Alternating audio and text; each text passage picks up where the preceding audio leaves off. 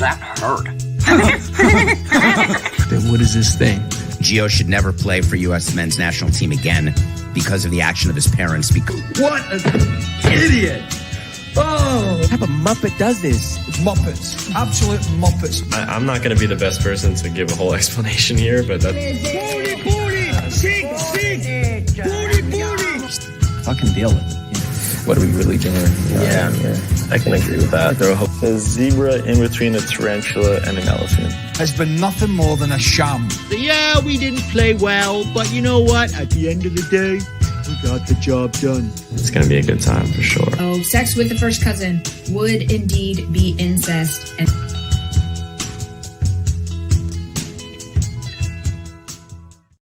welcome to the red card. I still love it how she's so serious when she says that. It's like just in case you weren't aware. Yeah, I mean, who's researching that on YouTube? That is where I found it, by the way. Kentucky voters. I guess so. Today's show brought to you by Vaseline. If you need to butter your turkey, well, we recommend you use Vaseline. Butter your butterball. Hey, be careful saying anything about turkey. Yeah. Somebody would Vaseline their turkey like, oh, it tastes like shit. I hate turkey. Yeah, it's not good for cooking a turkey, so don't do that. The turkey was a reference to your dolphin. Yeah. So you can wax your dolphin with Vaseline. I still have only opened this and cracked this, have not used it yet because it smells like cocoa butter, and I don't like that smell. Do a lot of putting on your lips, right? No, I don't like. I don't like the cocoa butter smell. So don't get the cocoa butter. Just get the regular old non-smelling stuff. Unless you're into cocoa butter. What the hell? The turd in the background says, welcome back to the Straight Red Card. Transfer season is in full swing. Where will Gio Reyna go? Will Ethan Horvath find pine somewhere else? More than likely. Will my wife stop sucking men off? I mean, are you a man? Find out tonight. Well, I'm not going to wait around to see what happens in your bedroom, turd. So if that's what you're wondering. By the way, Anonymity said at the very end of our show that Derek has a stuff he knows. Stuff he knows for a year. Yeah. Oh, yeah. And we had a missed super chat. Yep. And I will say this. I have allergies, if you haven't noticed. I know a lot of people think that when I do this and you hear some blowing going on that I might be doing a line or two, but that's not. No. It's usually 3, right? I haven't done coke since 1997. It's true. It's a fact. So that's over, 26 years ago? I probably have a heart attack and die at this point. And you never know what's in that shit nowadays. So Jack Pineda, good one. Brett. Yes, the forest in the forest. Is that what he's talking about? Yeah, Nottingham Forest decided instead of buying defenders this winter break, they're going to just plant a bunch of trees. I'm sure there's a rule against that. I mean, listen, how high can you grow the grass? What's legal? How high can you grow grass? So they could just grow a bunch of whatever grass is in the, I don't know if it has to even be grass. Can you have a field of weeds? I mean, back in the old days, fields would get so muddy, you'd literally be playing on mud. There are almost no grass on the field. So if you're allowed to do that, are you allowed to play on a field full of weeds and bushes? You don't know? I don't know. Let me make sure there's nothing on here that I'm going to be handing out that I shouldn't be, because I need to pull it up so we can read it. Okay. Fortunately, I can't pull up the super chat from the last stream without. Oh no, we'll just read it. Yeah, I know. Yeah, we don't need to go back and do that, but we do apologize for missing the super chat. Oh, you are looking it up. Yeah, it's right there. So it's Johnny Corona. Yeah. Oh, Giovanni Corona. Mexico is just, it's too small. I can't. Yeah, Mexico is just doing predatory capping or cap tying, so they won't be used against them at any other tournaments. People's parents give them bad advice. This is about the Gonzalez. Might as well be about Jonathan Gonzalez, but it's also about all the other dual nats right now who are Mexican American who might be making decisions too early because they don't need to. Why, if you're 19, fuck it, dude. Sit it out for a few years, see where your actual pro career goes, then make a decision. You don't need to make a decision so you can play on whatever bullshit cap they're going to give you in Mexico. Just go call Jonathan Gonzalez and ask him what happened. They made him a lot of promises and they didn't amount to a hill of beans. All right. So there's that. That's the Miss Super Chat, and we apologize to Giovanni. Thanks for the $5. We appreciate that. So did you hear about the guy who watched Sunday night football? This is somewhere in Kansas City. And he had 3 friends over, and he thought they left after the game. So he went to bed. And on Monday morning or whatever it was, Tuesday morning, his 3 football buddies were found frozen solid in his backyard in the snow, dead. And it's like, well, what could have possibly happened? Because that's just really freaky, right? I mean, you leave to go to bed. You think your guys have left. They end up in your backyard frozen to death. It makes the fiance was apparently in his underwear. What? Yeah. Excuse me? What? What does the fiance have to do with what? So what it was is this woman, her fiance went to his friend's house, to do whatever. I don't know if it was a bachelor party or whatever. And in the end, but she didn't hear back from him for like 2 days. So she broke into the house, found him, the friend passed out on the couch. Mm-hmm. And he said that, everybody left like 2 days ago. And his friends were actually frozen outside in the backyard.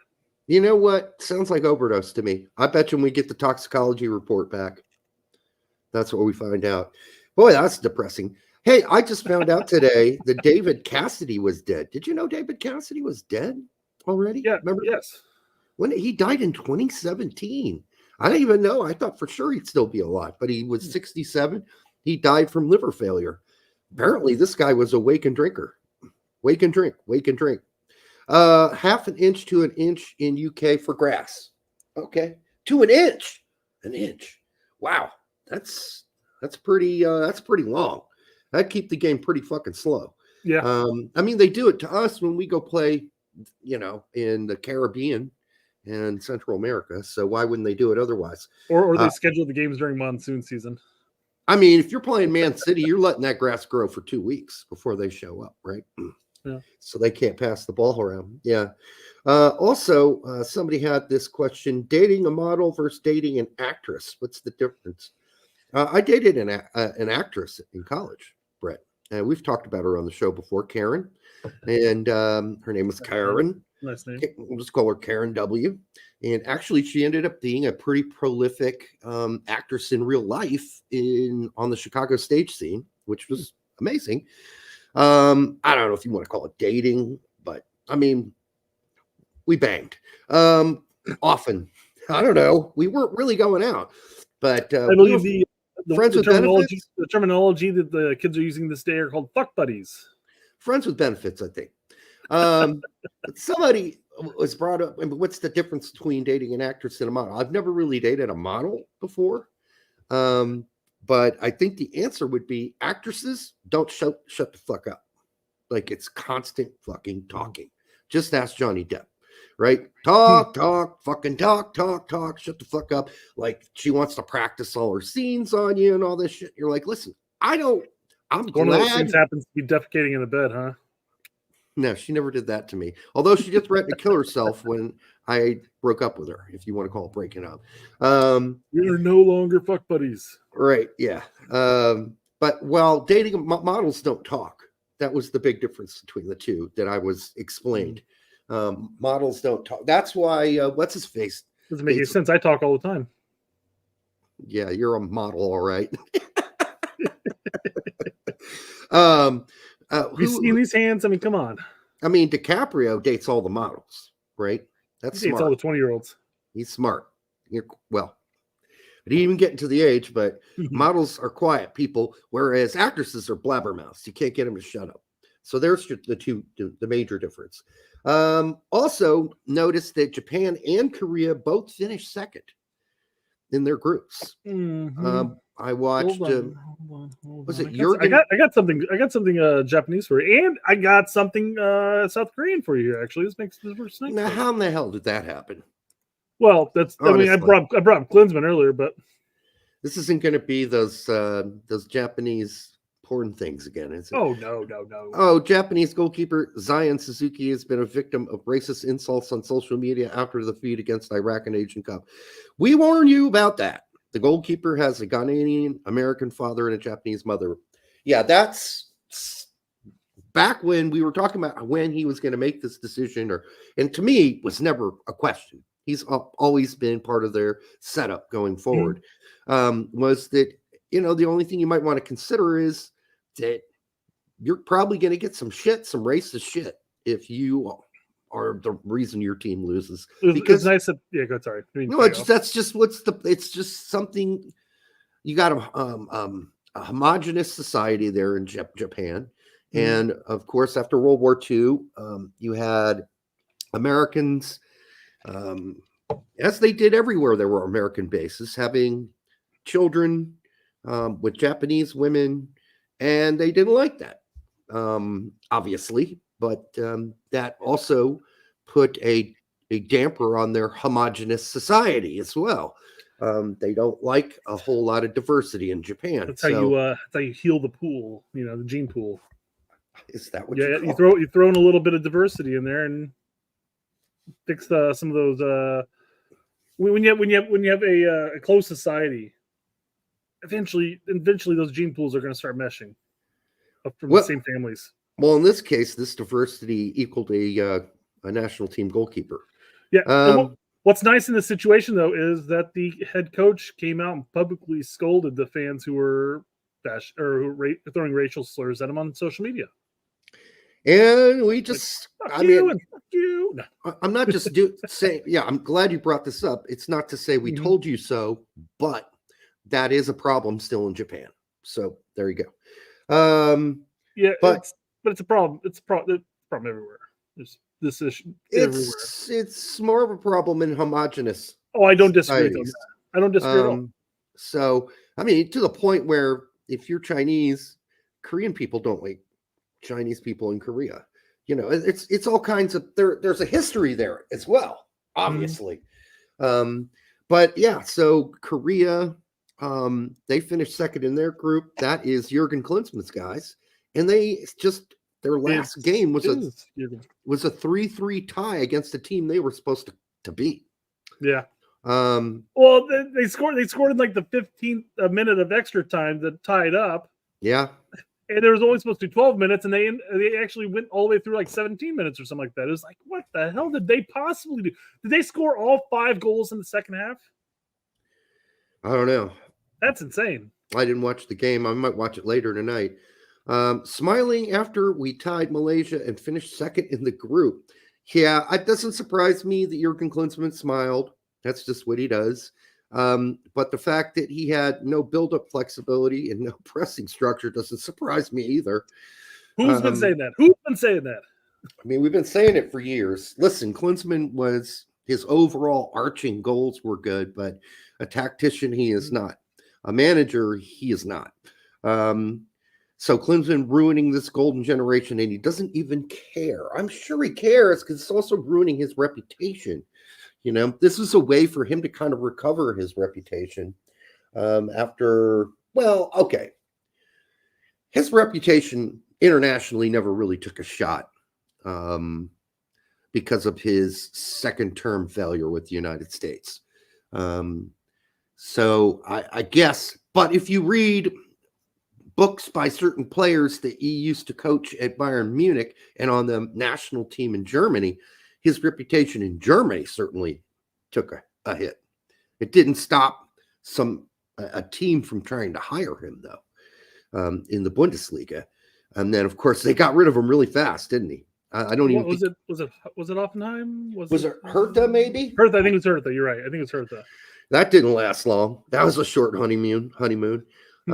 So anyhow, yeah, kind of weird. And also Uzbekistan, who, Berhalter touted as one of the best teams in Asia, also finished second in their group with 2 ties. And who are those ties against? Australia. Okay, that's acceptable. The other tie was against Syria. You would think a team like Uzbekistan would beat a team like Syria. The only team they did beat was India, and who doesn't beat India? They beat India 3-0. Which all goes to show for those morons out there who always say, man, Trinidad and Tobago, they're the size of like Long Island, man. We can't beat them. It has nothing to do with how big your country is. If that were the case, China and India would be dominating soccer. It's about soccer culture. It does help to have more people, but at some point, it only helps so much. Just ask India and ask China. They're both really struggling. Oh, it's still leaning into the culture in the United States over the culture from Trinidad and Tobago as far as who's going to win that match. Yeah, I mean, our culture should be getting to the point where that's not a compelling reason for us to struggle against Trinidad and Tobago. Even at Trinidad and Tobago. Seriously. But Greg's going to Greg. All right. Well, yeah. That's just look at Greg's record since he's come back. Ouch. Yeah. Not lost Germany. Lost Trinidad Tobago. Just lost this recent game, even though it wasn't our A team. But took 80 minutes to score 3 goals. Well, 80 minutes until we can score 3 goals against the same Trinidad and Tobago team that beat us, and a couple days later. Yeah, and we'll get back into why that's the case. Same thing with Uzbekistan. Yep. Yeah. And lastly, I was watching this clip that's going around X. I don't know if you've seen it, but LeVar Burton finds out that his great-grandfather was a Confederate white dude. I didn't watch it, but I definitely read the post to go with it. Yeah. I mean, I don't understand. Like, there's nothing you could do about it, dude. Yeah. Like, what are you worried about? Like, you're not him. He's not you. No! Why are you freaking out about just something you have no fucking control over whatsoever? I don't understand it. I guess, listen, if I found out that Genghis Khan was my great-great-great-great-great-great-great-grandfather, it wouldn't bother me a lick. I never knew the dude. It doesn't matter to me. I know he murdered, and raped a gazillion people. My great-great-great-grandfather was a pirate. Was a pirate. Yeah. Pirate. Well, I don't know what happens on those ships, man. I'm not gonna put one over there. All I said is he terrorized the isle between England and Scotland and Ireland. Wow, very cool. Terrorized it. Fled to America. Oh, well, that's an escape valve. It also reminded me of that time we talked about the 21andMe things on YouTube, where the guy's like, well, man, I really hope when my 21andMe comes back, I'm like 100% Puerto Rican, or I'm 100% Mexican. Dude, you can't be fucking 100% Mexican. That's like saying I'm 100% American. That's ridiculous. That's not how this works. You do realize that both of those countries were colonized, right? You realize there's a very tiny chance you will be 100% indigenous. Give me a break. All right, Brett, are you related to Jesus Ferrera? All right. Brett and Jesus are cousins. Yeah. Jesus. Oh, Jesus. I might be related to Jesus. I don't know. I doubt it. You don't. Chris Gary is 5% victim. You don't look very Semitic, Brett. John is 6% oppressed. When the reports came back and the dude was like 45% Anglo or Spanish Anglo or whatever, he was like, okay, well, at least it's under 50%. What the fuck, man? Like, are you really worried about being like 51% white? I mean, who fucking cares? You have no control over it. Just be you. Be whoever you are. I like finding out for historical reasons, what my background is. That's why I did it. Now, I wasn't going to cry over any of it. I could tell you that much. And people who get upset about their 21andMe tests, it's just Derek, if you found out that you were the great grandchild of some general of an army in Germany whatever Napoleon? that went around and killed a bunch of people, would you be that sucks? Yeah, I probably would go, well, that's kind of an off-putting part of my history, but I wouldn't lose a wink of sleep. It depends on who's fighting. Because if let's say if you're German, he was fighting the Romans. We're going that far back. Well, then it becomes okay. That's right. Fuck them Romans up the ass. Listen, I have relatives who fought in World War II on the German side in the Wehrmacht army. No, they weren't Nazis. Does that make me a bad person? No, it doesn't. Okay. You make yourself a bad person all the time. I do that all by myself when I make fun of people on this show. All right. So anyhow, that's all I got. Derek, you related to anyone who fled to Argentina? Nope. No, I'm not. Fled to America. My grandfather on my mom's side was a panzer commander fought on the Eastern Front almost the whole war against the Russians. He was a captain, so he's a company commander of what is called a what are those things called? Anyhow, it'll come to me later, but it's a tank. It's a type of tank, a turretless tank. And I just can't remember the fucking name of it. Jose Reyes for $10. As an American of Puerto Rican descent, most of us are a base mixture of Taino, Native, Spaniard, and African. I'm also part Italian because we have direct lineage to Mr. Columbus. We're mutts. Yeah, I mean, everyone's sort of a mutt at this point. I mean, Brett, even you can't. I mean, you got Scottish, Irish. I mean, I'm sure. Well, I mean, my heritage is Irish and Polish, but then again, how many times did do you have wars happening? How many times were the Irish, fucked over by the English, by the Scots, and all that shit and everything? I'm sure, Poland had Russia and all that shit, all the Danes and all that area. I mean, everything was just a fuck fest. You're part Polish. That explains a lot about you. All right. Really that's that old Archie. It affects like three of me to screw in a light bulb. Yeah. All right. So anyhow, don't worry about.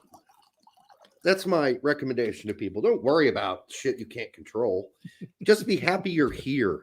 You're alive and you have family and friends, and don't take blame for what your great grandfather did or whatever. That's not on you.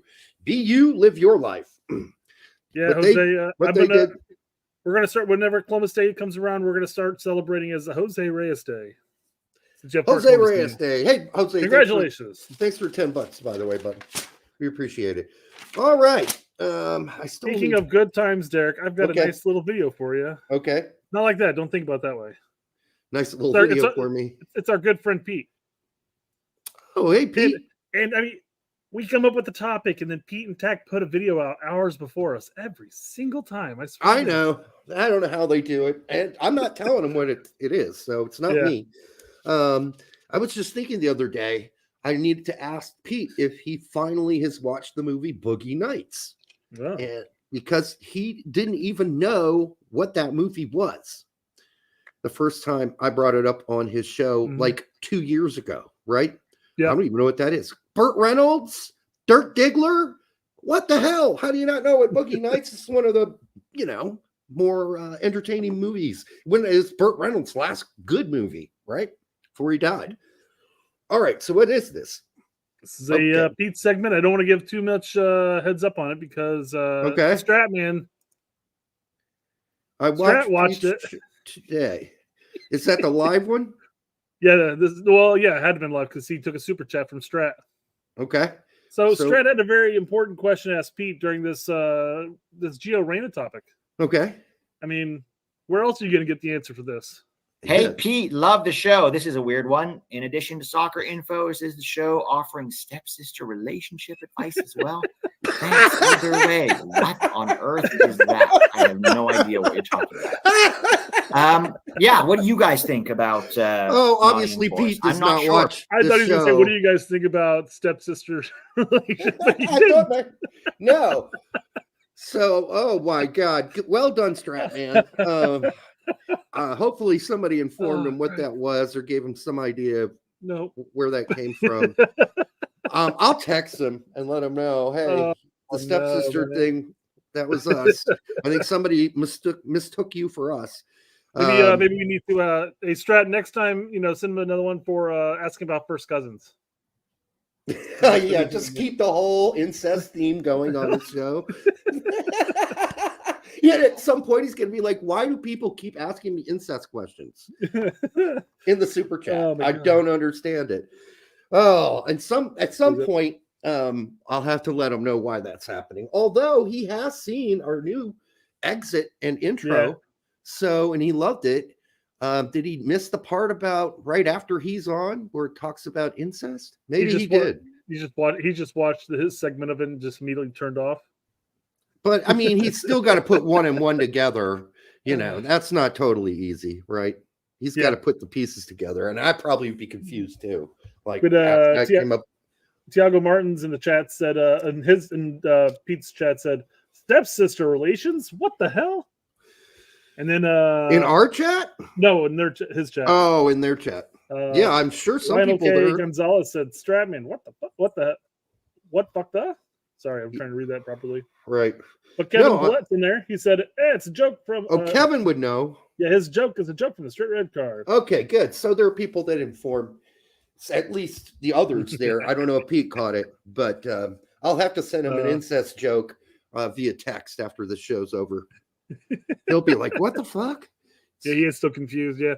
I thought it's hysterical because I'm listening to it as I'm getting dinner ready for my family and everything like that. And it just came up and I started laughing. I had to rewind and Jack's like, what are you laughing at? I'm like, oh, it's an inside joke. He goes, okay. Like, no, you can't. An inside incest joke. Yeah. Ew. All right. What else we got? Let's hit the show. We got a lot. We got a lot to cover, guys. All right. I'll talk fast. A lot of room for Derek and me to blabber on and on and on and on and on. I'll talk fast. Superior USMNT men's national team. Was thinking of this earlier, but we are not going to close. We are not going to be close to a World Cup anytime soon until we start producing elite technicians. They get snapped up by Euro's top clubs. We don't even come close to Argentina, let alone Japan or Ecuador in elite youth production. Well, I was thinking quite a bit of Japan until recently, and it looks like they're coached by Greg Berhalter. Honestly, the way they played some of these games in this Asian Cup so far, they just dribble the ball, have lots of possession, but get in the final third and look like they have just stagnated, and they have a big, huge pile of poo jammed up there. You know whaters. They're assholes, and they can't seem to figure out how to score. So that's tactically an issue that they haven't solved. Although it wasn't a problem before, but it's certainly now in an actual competition is looking like a problem for Japan. Is it strategically a problem, though? We'll get into that later. Yeah, it is actually. They don't look to have a strategy. They only look to have patterns of play, which that's similar. That's very similar. That's not a strategy. That's patterns of play. That's their strategy, Derek. Okay, if that's their strategy, that's not a strategy. They're blowing it. All right, this isn't controversial, and yes, I'm being Captain Obvious by saying this, but look at our current domestic pipeline. Do you say a significant number of elite prospects who are dominating in MLS and ready for Europe? Nope, I'd have to agree with him. A lot of not quite there yets and maybes. He's right. That's true. Yep. I hate to be negative Nancy, but that's true. I had a quick and simple response to this. Shame MLS Next Pro didn't remain a league where they pitted against adults. They were pitted against adults. Instead, we have an Academy Plus program through U23s. Yeah, no, it's hairless nutsacks against hairless nutsacks, and that's not going to do them any good whatsoever. That's what I would have put. How many teams are going to be fronting 17 and 18-year-olds in MLS at this point? The teams don't want to take the chance. They're gonna give them some bit minutes here, and there may be an outlier once in a while, but I mean, Baktarovic. Yeah, and it took Guti to become 19, I believe, before he was a consistent starter, and 20 before he was a breakout. Out of all the players that just played in that game for good old Greg, Luna's a maybe, and Baktarovic is a maybe. Esmir. Well, Luna just got to being a starter towards the end of the season, and that's a maybe. They're maybes. They're not. Obvious talent that's going to go to Europe, play on top teams and top leagues. There is no such thing as that. Whereas, by the age of 16, 17, Pulisic already looked like that. Mm-hmm. So he was already getting games. He was put in a system where he could be utilized. By 16, 17, he was already getting minutes, not starting minutes per se, but he was getting minutes for Dortmund, By 17, 18, he was a consistent starter, and then by like 19, he was sold off to Chelsea. And Reyna, along those lines. Raina popped right over there as a teenager and played too. So, listen, it doesn't always happen right away. Yes, there are such things as late bloomers, but it's extremely rare. Yeah, late bloomers like Clint Dempsey, rare. And you can say he never got a chance to bloom in MLS. So, was he a late bloomer or just did nobody notice? He was a bloomer in MLS. He was there for after he came out of college. He played for a couple seasons and then went to Europe. Problem is he went to college. That was the thing. Yeah, so he came out of college and he was already like 22. Exactly. So that's already late in a sense. And that my point to you was going to be, well, the reason why there were more late bloomers beforehand is because the system was leaning into the whole late bloomers because they didn't have a chance to develop from 18 to 22 anywhere. In MLS or in just USL or whatever it was at the time. Didn't go to Fulham until 25. He was 24, 25 years old. So, yeah, that's a late bloomer. But again, it could be that he just, as we said, never got a chance to be an early bloomer because nobody really recognized his talent. So he had to go play college ball. And back then, there were no academy structures really. So he had no choice. All right. What else we got? We got a video clip here that I kind of alluded to a second ago. Okay. It's Jesse Marsch. Jesse Marsch is going to say Greg needs to focus on transitions. Greg stay off drugs, structure bad. You know what? He's right about Greg needing to focus on transitions. And he's right that we don't need to be focused on building out of the back and possession. And we'll get into this, but let's listen to what he said first. I don't know if the transition part comes into this clip. It doesn't. Or like that. It's so on a different. Talk about it, though, yeah. It's a different clip. Yeah, that's fair. One of the worst words in our sport is tactics. When every coach, when something goes wrong, he'll fall back on tactics or we'll use this word tactics. Let's substitute it with strategy. And when you go into any match, you have to have a strategy about what you want to be and how you want to perform and what the common idea of the way you want to play the game is. And you have to understand what the opponent's way of playing or strategy is going to be. And then you have to make sure that during the game, you find a way to make sure that the game is more on your terms and you're doing the. I'm just going to pause it here for a second. I know we're already 30 seconds into it. I don't think CBS is going to ding us. Even if they do, we don't monetize our live stream, so who fucking cares? Yeah, they can suck it. Man, Lawless. State of the Union got us. So. Yeah, I don't think it was Lawless specifically, but yeah. No, I think it was Fox. I think Fox was running it, and I think they clipped us for hitting something like 22 seconds or whatever it was. Yeah, I guess. It was like 22, 20, 32, something like that. But yeah, they hit us, and it didn't matter. Again, we don't monetize, so even if they took our monetization from that video, they can claim the non-existent ad revenue all they want. Fucking 2-hour show. We use goddamn 30 seconds. How in the fuck did that fucking 30 seconds give them any right to claim the rest of the 2 hours of the show? They can suck my dick. Fuck those fuckers at Fox. I mean, seriously, Brett, it's so ridiculous at this point. Like, it's just ludicrous. Now the State of the Union has Fox hunters out there making sure no one promotes their show that only gets a couple thousand views per show on YouTube. Seriously? I'm sure they get lots of views somewhere else. I'm just saying on YouTube, they're not exactly fucking, breaking any goddamn world record. We're helping people at least see what they say, which actually benefits their show.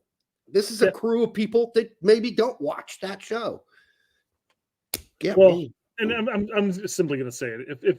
If somebody, if Lawless or some no-name podcaster over here to the left, somewhere over there, ends up taking our show and they want to talk about a certain segment that we talked about and they let it go for a little while, I don't give a fuck. In fact, if they wanted to take a 3-minute clip of us and play the entire thing out, by all means, go for it. I don't care.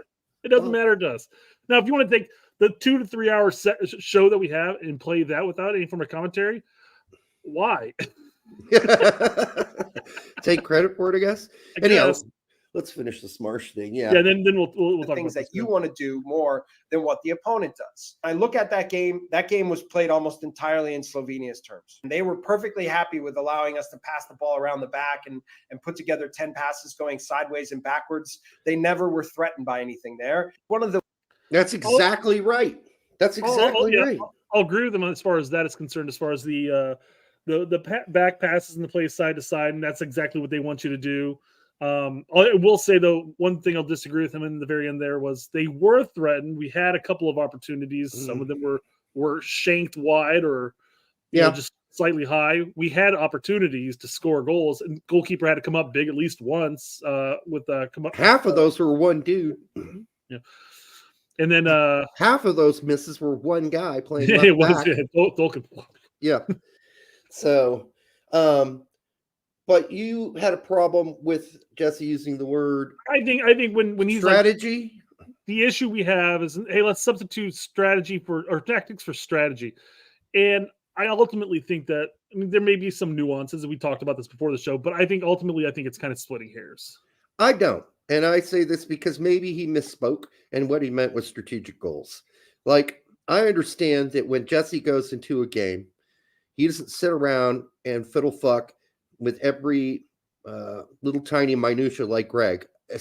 When it comes to passing and playing patterns, that's Greg's obsession. Sure. Passing and playing patterns, it's such an obsession that it's predictable. You know exactly how we're going to pass the ball around the horn all game long, and it never changes. Because what Jesse's trying to say, I'm trying to help Jesse out here, is that Greg doesn't come into a game with like, all right, what we're going to do in this game, no, don't worry about the fucking passing patterns. What we're going to try to do is apply pressure up the field. We're going to try to steal the ball, and then we're going to try to hit quickly in transition. Don't worry about the passing patterns. Fuck that.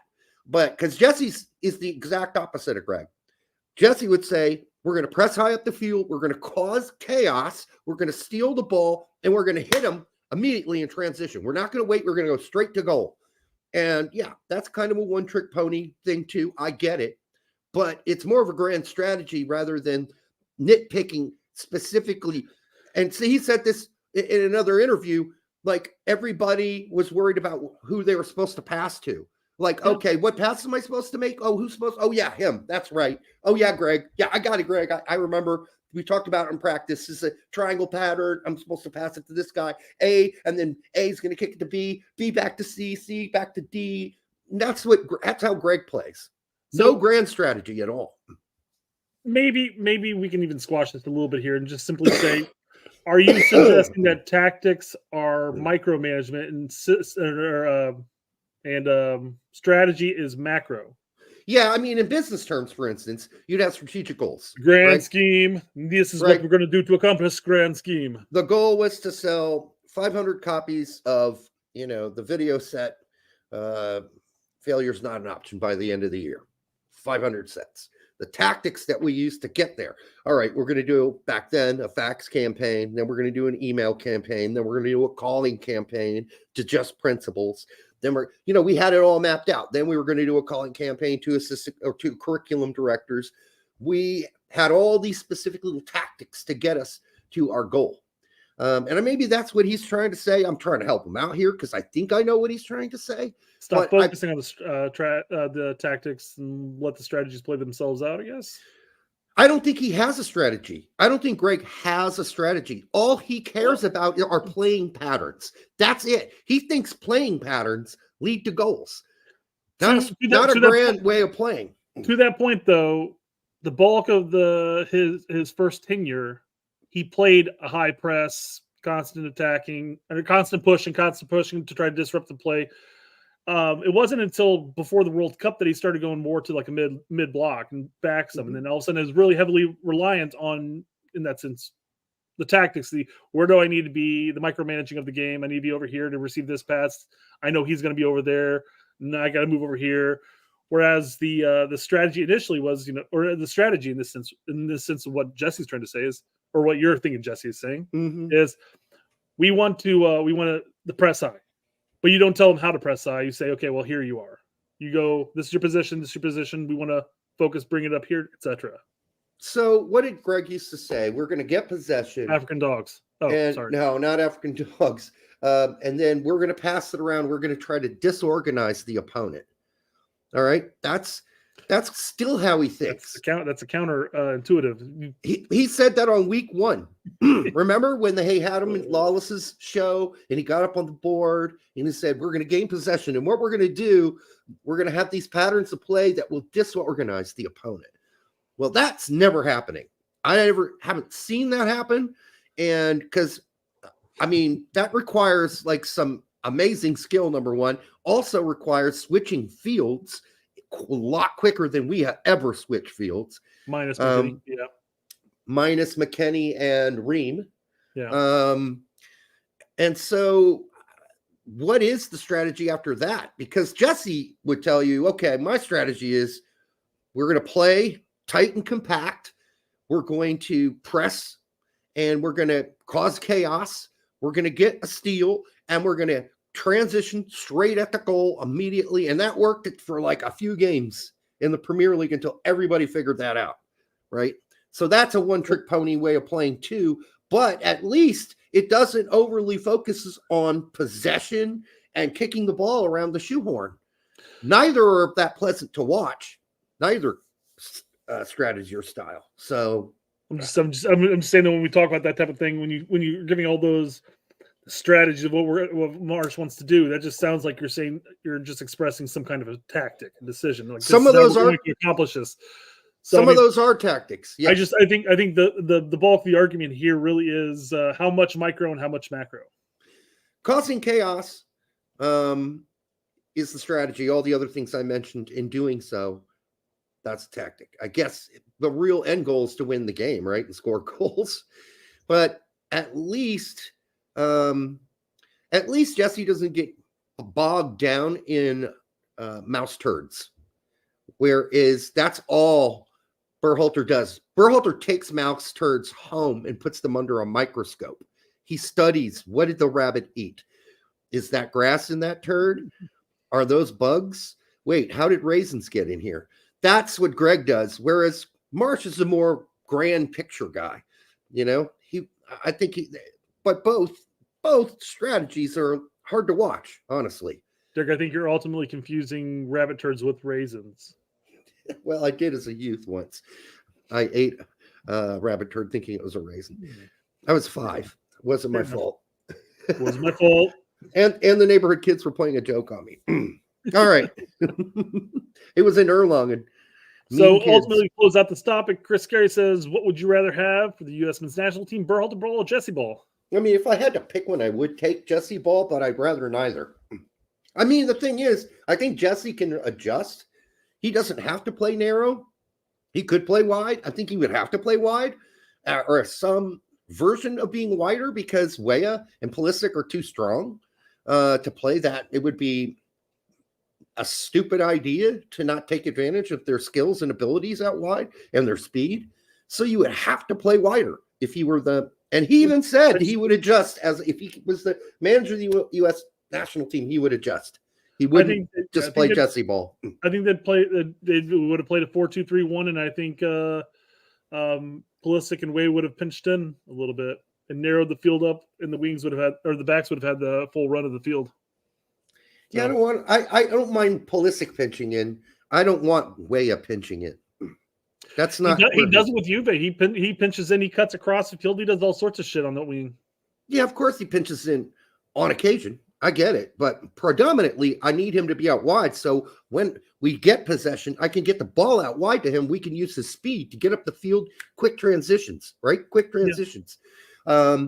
And that's one thing I think that Jesse gets about like the international game. You see a lot of the goals are done on quick transitions. They're not done from long-standing buildup. In fact, most goals aren't scored from long-standing buildup and possession. And that's why a team like Slovenia is like, oh, you guys want to kick the ball around the field all day, backwards and sideways? Go ahead. We don't care. We'll just sit here in our mid block. We'll wait for you to lose possession, and we're going to hit you on the transition hard. Pretty much. I mean, that's Berhalter Ball 101. That's how you beat Berhalter Ball. Yeah. You know the big difference between Berhalter Ball and Jesse Ball is? Well, one's a mouse turd. Yeah, go for a joke here. All right, one's a mouse turd. The other one's Uranus. I don't know. Jesse never would have called the team African dogs. No. If anything, he would have called them pit bulls or some American bulldog or something like that. No, he would have just sworn at them. I know that. Again, just I don't think he would. Spoofing on Greg there a bit. He wouldn't have need to use a metaphoric animal that everybody needed to be. That's like I had a boss once. Timmy, you're gonna be a mouse, and Weston, you're gonna be a gopher. Everybody gets an animal. That's too complex for Greg, giving everyone their own animal. I remember I had this guy once come in to my outreach team. You know, this is back when we still called principals and superintendents to have conversations with them. And he was talking to my team, and he's like, all right, I need you guys to go out there and be tigers.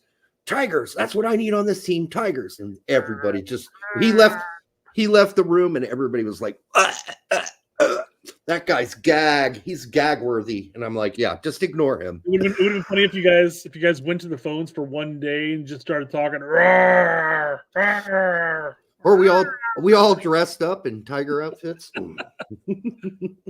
Yeah.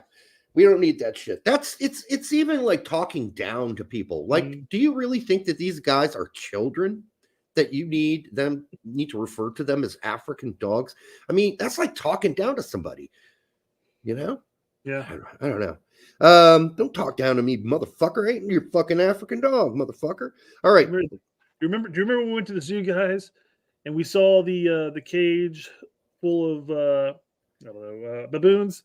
We're going to be baboons, meaning we're going to throw our own shit at the opponents. Yeah. Metaphorically, come on. Those baboons were real impressive there at the zoo. All right. Len, for $15. Thank you, brother. We appreciate it. Disarray continues in Canada. CEO steps down before first day of the job.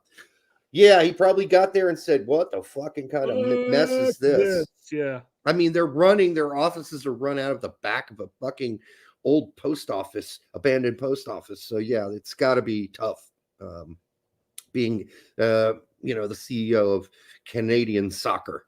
And like, where are all the Canadian billionaires?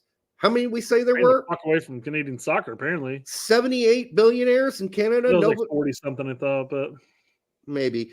So 40, not one of them can chunk up $1 million, a couple mil. Why'd you get so dark? I've been tanning a lot. You fucking idiot. That's 63. There are 63 billionaires in Canada.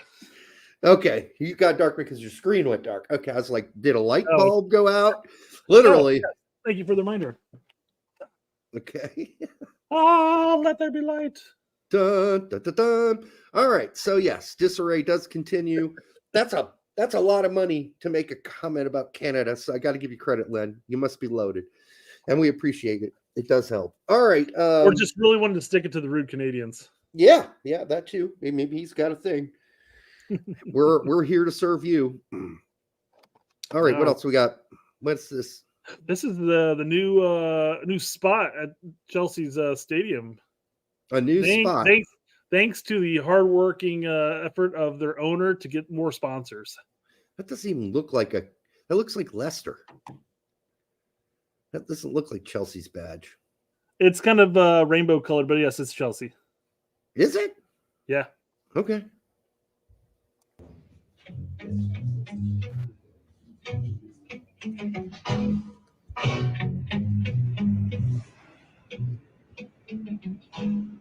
You can now get a suite that has a bed. No shit. So that you can lie down in bed at the stadium. That's kind of cool, actually. Can I get a beer? I'm sure the fans are looking at it going, what the fuck? Yeah, they don't need to be. None of this needs to be public. I mean, it's what, Hilton? Yeah. Yeah, I guess anything for money. Anything for money. I'm just curious how much that's got to cost to get that. And so you can lay down in a robe while everybody else is around you swearing about the game and probably making fun of you and, throwing their beer at it. Watching their captain play. What's his name again? He's horrible. I don't know who the fuck captain is for Chelsea. I stopped watching them a year ago. No, you do. We make fun of him all the time. He's a horrible player. Yet he starts. He's the captain. He got playing time over Pulisic at one point. He plays center midfield now, predominantly. But he played out wide a couple times too. I can't think of his name. He's horrible. The English guy? Yes. Or yes, I think he's English. Mount? No, Mount. No. No, Mason Mount's at Man U. Yeah, where he doesn't play. I guess that Gallagher? guy just. Thank you. Yes, Conor Gallagher. That guy's just embarrassment of a player. Yeah, they love him. I mean, the coach loves him. He keeps starting him, and he makes him captain. So there you go. But that whole team's kind of broken. What are they? 11th, 10th, 9th now? 9th? I think 9th. With all that money they spent, Jesus. Well, far drop they took when they used to play Pulisic all the time, and had like second or third in the league. Won a Champions League, and then stopped playing him, and all of a sudden they went to shit. Dude, look at all the players they got rid of that were supposedly bums. They weren't bums. You only got worse the more you replaced the older players.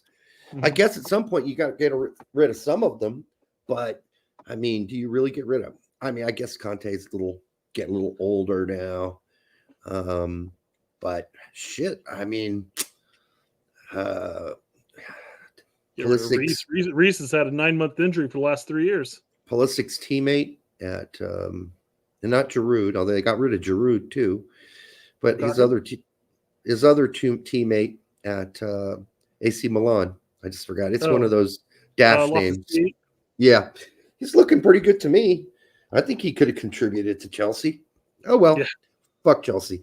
All right. What else we got? We got your favorite segment of the show. Okay. You ready for him? Yep. Transfer news. Everybody loves that transfer news. But me. Okay. All right, so James Dean of U.S. Men's National Team real transfers. Desi Mitch, of course. So none of these are going to be real, right? He could have gotten a more in-focus photo for this, but it works. Yeah, it looks like that. What's the last logo's like halfway off the screen. Multiple clubs are keeping tabs on star American midfielder Aiden Morris. Clubs include Feyenoord, AZ, Rangers, Bruges, Freiburg, and Luton Town. The only teams right now that according are real. To Alex Adams from Sports Scotland. I mean, it's not going to be AZ. Feyenoord don't need them. Rangers, maybe. That wouldn't surprise me. Club Bruges, yeah, maybe. Luton, they're on their way back down. So maybe. But I doubt it. So I don't know. Where's Matthew Hoppe? He's back in Middlesbrough. Bro.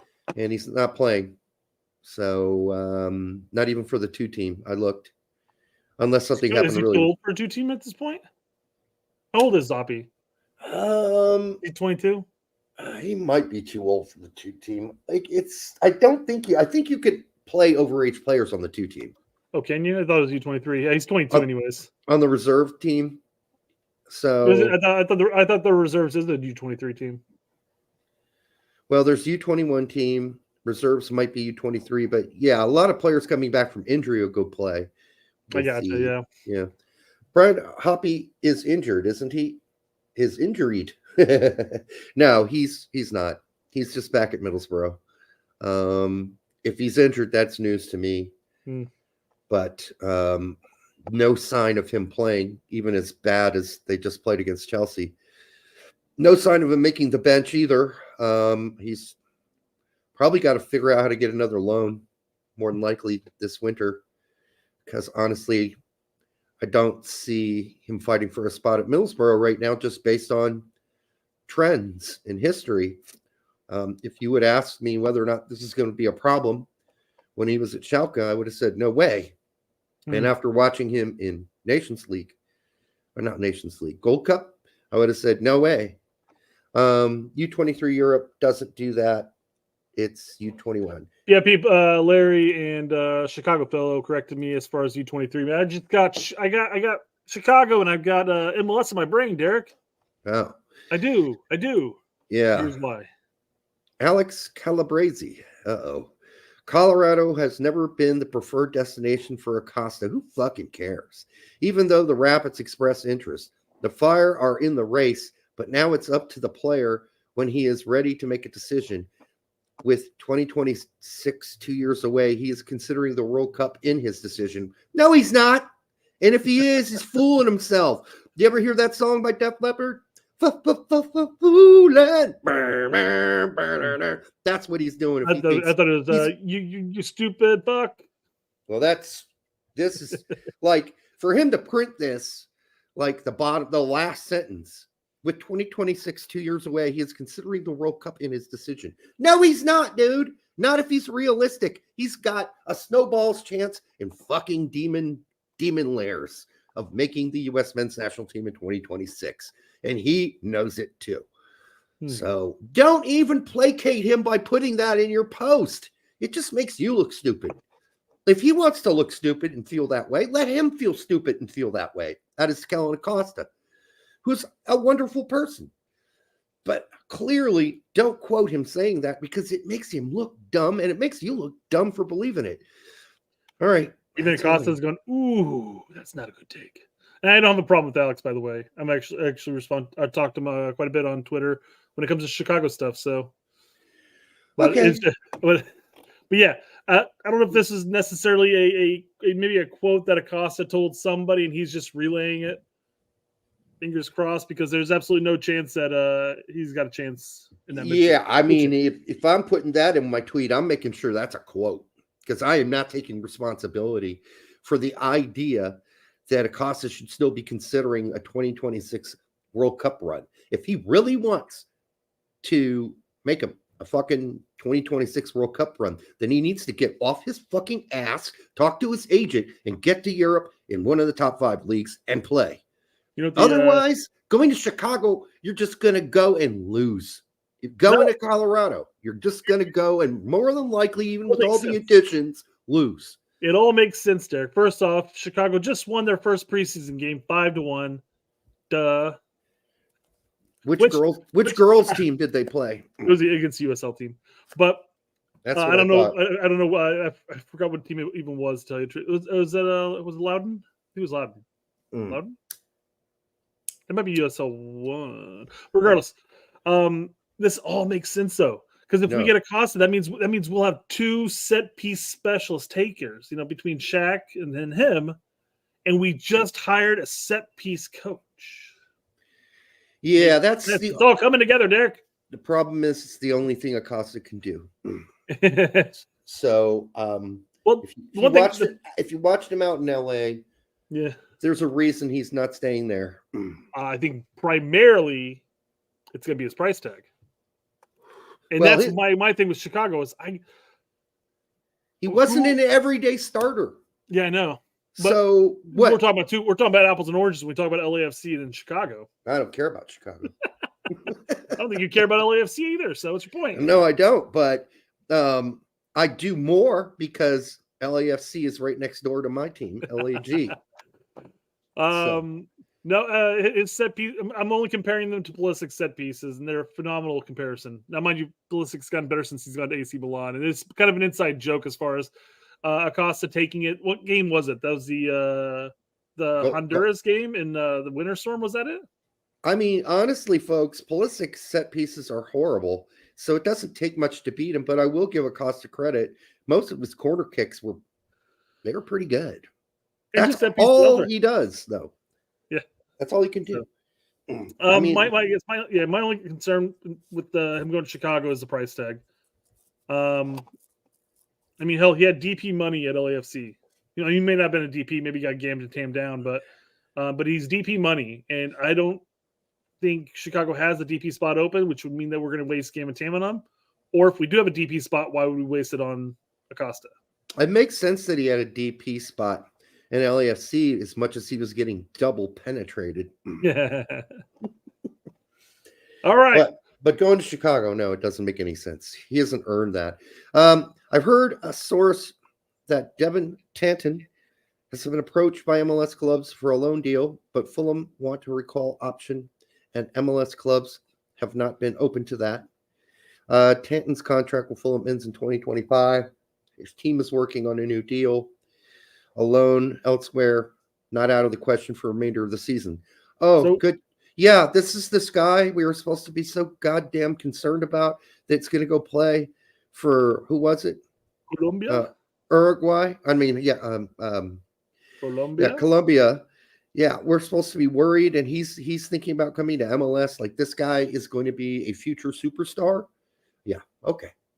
All Well, right. it is just a loan, and they want the option to call him back. Now, question, and because I haven't caught too many Fulham games. I know you watch them religiously. How many minutes does this guy play? He's not getting any minutes with the youth teams, hardly. Why would they want? Not the ones I track. Have nothing to recall him. I don't even know how old he is. But I know this. Whenever I go look at the UEFA Youth Cup games, there's only one American playing, Borto, and this kid's not even in the lineup. Maybe he is. Maybe I'm He's looking 20 for. years old, by the way. I'm looking for an American flag, and maybe the flag has changed to Colombia. Maybe, and he's already provisionally cap tied to Colombia. Oh my God! Dual neck panic. Yeah, man, this is just another one of those cases where everybody just flies off the fucking shelf. Not everybody that watches this show, but man, you see it everywhere. All I'm saying is that it's just weird that Fulham wants the option to recall him, but recall him to what? Yeah, exactly. He doesn't even play with the youth setup. If he does, I missed it. Maybe recall him in the summer. Maybe that's the issue. They don't want to, MLS wants a full season loan, and Fulham's like, well, that's fine, but we want to be able to call him back up. So in the summer, if he has a better option to get loaned out to like a championship side, maybe they want to do that instead. Yeah, of course, all the MLS clubs, being the evil bitches that they are, just can't take a fucking normal loan. No, they got to put their grubby mitts all over the player and say, you can't go back. We want him for 3 years. We want him to be stuck here with us. Fuck off. God, just take a loan. Quit being the fucking, misers that you are at MLS. It's just. I mean, if the kid's good, let's just say he's good, and you as a team only get him for 3 months or 4 months, who fucking cares? Yeah. He goes back to Fulham at that point in the summer. You had 3 or 4 months of a good player on your team, and at that point, you can start prepping to bring up that whoever else from your academy up in his boots, fill him up. Ask for an option to purchase, but don't be like, I'm gonna fondle this kid. I got to put my hands all over him. 3 months is not good enough. Really, Derek, did you hear about the bullshit that my cousin Jesus Ferrera is experiencing in MLS? Yeah, I did, and I saw Diego's post, and I'm like, Diego, do you know what's going on in the world, dude? The MLS did him a favor. Honestly, well, I think it goes a little further than that. So first off, let's go and talk about it. MLS blocked a $13 million move that would have had Jesus Ferrera going to Russia's Spartak Moscow. Jesus and FC Dallas were all for it apparently, but MLS said no, not in my house. Well, all right. This would have looked bad, but for $13 million, I go ahead and take the money. Most people would take $13 million. Now that's not his wage. I think what they're paying Dallas. That'd be the transfer, yes. But he would have gotten 1.3 million of that approximately. Mm-hmm. According to her, players on transfers get like 10% of the transfer value. Right. So still a lot of money, but then again, morally, now I have no dog in that fight. So I think it's ridiculous that, for instance, for a while, Russian tennis players were banned from the tennis tour. Like they had anything to do with Putin's decision. That's a joke. But on the other hand, if it's actually illegal, as this guy says, for that transfer to happen, because there is an exchange ban right now between the U.S. government and Russia. So that money, exchange of money, changing hands would in fact be illegal, I believe, because of the sanctions. So I'm not sure if I really buy this rumor, by the way. I'm not 100% all in until I hear from Jesus Ferrera, because I've heard his agent spreading some horse shit before. Okay. And even Jesus has come out and said, yeah, I don't know why he said that. It's not true. Children's songs, yes. Well, you set it up so perfectly. It's like lob and like, okay, Spike. So I would be surprised if this is an actual true thing that went on. That Ferrera was ready to take the 13 million, had no idea there were actual sanctions on exchanges of monies between U.S. businesses, which is MLS and FC Dallas, and the Russian businesses or government entities. So it's like, isn't that up to his agent to already know that? How stupid is that dumb fucker at Wasserman that works for Jesus Ferrera? Chris Gary spells it out for you. From Napoli to Moscow. Yeah, it's just that's a shocking move to me anyhow. How does in this day and age with the current political environment, how are Russians scouting American players and thinking they've got a possibility of making that happen based on the sanctions? I don't know. What do you call a sheep tied to a rope in Cardiff? Gentleman's club. That's pretty harsh. All right. Cardiff City reportedly interested in adding U.S. men's national team goalkeeper Ethan Horvath. How are Cardiff City doing? Do we know? Are they shit in the bed? Do they need a goalkeeper? Are they giving up lumps of goals? Cardiff's in 14th. They've led in 39 goals so far this season. How does that compare to the folks around them? There's a lot of mid 40s and 50s, some 30s. I mean, the top of the table is led in 22 and 35. Ipswich is led in 35. They're in second. So they're really not getting stopped because of goals, but that doesn't mean there isn't bad goalkeeping there. Yeah, I don't know what to think about this. This is on Ethan to figure out. Hopefully he learned to not go places where he's not going to play. Obviously had a really good season last season. I mean, it wasn't spectacular, but it was a very solid season. And but then Luton decided not to keep him. So look what's happening to Luton right now. Yeah, that was going to happen to Luton anyhow, even if Horvath was still there. But they could have had a starting goalkeeper on the cheap, and they could have saved some money. Yeah, but then they had to look like they made some attempt to get better over the off season. Although they could have spent that money elsewhere, it wouldn't be better off. Listen, if they would have been massively impressed by Horvath, they would have kept him, but they weren't. They thought to themselves, he's a solid, good guy, solid keeper, but we're going to need better than a solid keeper in the EPL. Now, whether or not they got one, that's a whole other story. But good luck to Ethan on this working out. He certainly can't stay at Nottingham Forest, that's for sure. Yeah. Forza Juventus. There's an offer of $2.5 million per season on the table for McKennie to renew. That sounds like a pretty good deal. Could it be better? What's he currently at? It's not better than Zimmerman's contract in MLS. Let's see. Currently, Weston McKennie that entitled him to a salary of $3.2 million or just shy of $3.4 million annually. So he's taking a decrease in pay. Well, those are euros. What's the translation rate? Oh shit! Now I gotta go check again. Because that's 3.2 million euro. By the way, so he's taking about 600, almost a 900,000 euro cut. Wonder why? He's playing better than he's ever played. People on the board are still pissed that he took a loan. I guess maybe I don't know. Maybe they were already overspending. They need to. Maybe it's their finances at this point. Well, financial fair play. They don't want to get busted again. I mean, this summer might be the year. They're going to do one of two things. He's either going to take a pay cut and stay, or this summer will be the year that he actually gets traded to MLS. Yeah. Max Bretos, come in and tune in. Max Bretos. Fucking Nostradamus. You knew exactly what Juve would do. God, He knew McKennie was ready to come back to MLS.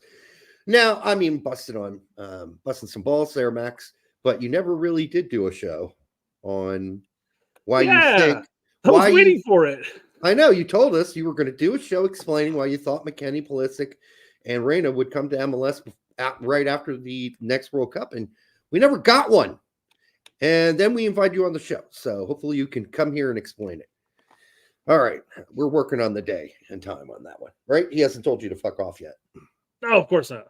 He's like, I'm not coming on that show with that dickhead, Derek. Here's the thing. He goes, yeah, let's schedule a time.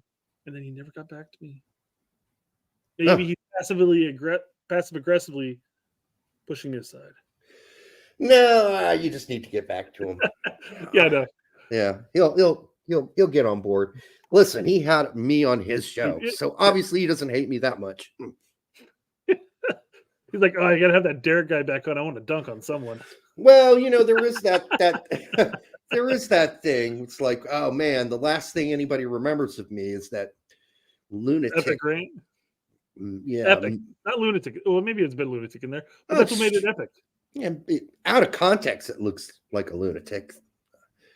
So, he might be like, that Derek guy's lost it. I don't want to go on his show. He's fucking lost it. So maybe he'll rant on me, and I don't want to be a part of that.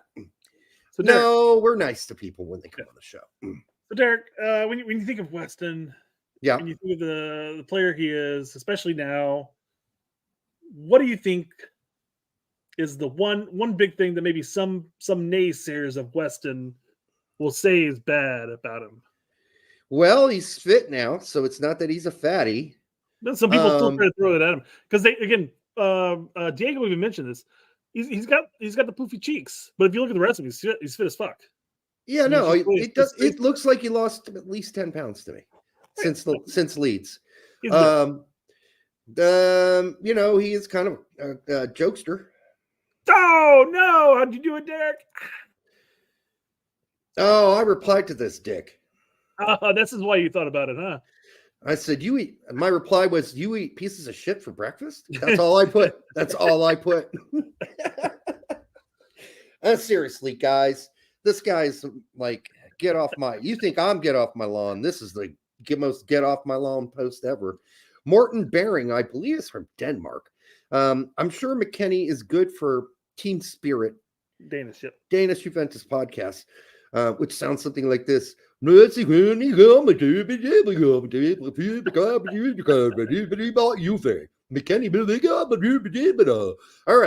And then they bake a cake. I'm sure McKennie is good for team spirit and the mood in the locker room. But at some point, I also need to watch a training video where you need this. He needs to watch a training video where West doesn't have to fool around and act silly before every training session. That's the key, though. Before. Yes, you beat me to the point because that's the exact thing that I talked about in my response is, oh, God forbid somebody is having fun at their job, being nice with their friends and then goofing around before work. And some people goof around during work as long as it doesn't get in the way of the training session. You know what it does? It keeps everybody kind of lighthearted. And we all gotta be robots, Derek. Yeah, they got him. It makes going to practice fun. If you hated going to practice and it becomes misery, nobody wants to go to practice. But if you're all there and you have great camaraderie, you have a good time together, and when it's time to get serious and play, it gets serious and play. But all those times in between when you're just jogging around cones or flicking each other's dick and all that's boring. And I don't recall him saying anything about Vlahovic's video with West and how they goofed around. Right. Oh, no, that's all McKennie's fault, though, is what this guy was saying. He's leeching on to these other players with his bad vibes. Yep. They're good vibes, but bad for the team. Because he wants all the Juventus players to be floating into the stadium on clouds where gods belong over ye mortals. Yeah, exactly. Let me finish it up. Yeah. Now I know he's performing, so it doesn't have to be a big deal. And I am also aware that young people probably like him a lot for his personality. Oh, he's just doing it because people like him. All right. But in all seriousness, and let us be honest here, McKennie is 25, not 18. And in 3 and 4 years from now, Guntoli have hopefully built a Juventus that's strong enough to fight along the UCL glory. But then I don't want to see 28, 29-year-old McKennie dancing around while being one of the older players in the team. Simply doesn't match. Oh, God. God forbid anybody have a good time at practice. Holy shit. I bet you this guy does eat pieces of shit for breakfast. I don't know. What's the point? What's the point of the social media posts of the training session videos? It's to get people to like the team. It's to get people to come back and want to see what the players are doing. It's supposed to be for fun. I bet you this guy. Why is Weston on every goddamn one of them? Because the camera loves him. I bet you when this guy rents a hooker, he wears socks in bed. I bet you $1 million this guy wears socks in bed. Yeah, that's what we got here. We got a wet blanket. That's what this guy is. He's the example of. I know my Dutch is not great. I mean, to me, Dutch always sounded a little like German, just a little, but with a little bit of the Guten, Gruben, Glauben, Gruben in there too, from like the Scandinavian countries. So I'm not going to claim to have a really great accent, Danish accent. Anyhow, yes, it's bad, but he still wears socks. Who cares if you wear socks with a hooker? Hooker, not hookah. I personally don't care. I'm just telling you what he does. And if you wear socks with a hooker, man, that's all on you. You can do that too. I guess if you're worried about getting a foot disease, with the socks is sort of like, wearing a cock blocker on your feet. So you don't get any venereal diseases transferred to your toes. Like if your feet are getting cold while you're doing that, you're doing it wrong. Yeah, exactly. Or you're doing it in too cold of a room. Or you're embarrassed of foot fungus. There you go. Maybe all right. His feet. You don't know. Man, I had a girlfriend who, if you wore socks to bed, you were in trouble. This is a long time ago. All right. What do we got here? I can't imagine ever wearing socks to bed. No, I mean, the one thing that gets hot on your body at first, for whatever reason, and we're cold, but hot, is your feet. I hate having hot feet in bed. It's gross. They get all sweaty and shit. What do we got here? S27 says if you're sweating, the socks are nice. Does that mean for traction, so that way you don't slip and slide? So they got little spikes on your socks so you can get a good push? They're climbing socks, right? But yeah, someone who's like completely naked but still wearing their socks in bed for sex, that's just so low class. So low class. But do what you got to do. Wearing your socks and your wife beater.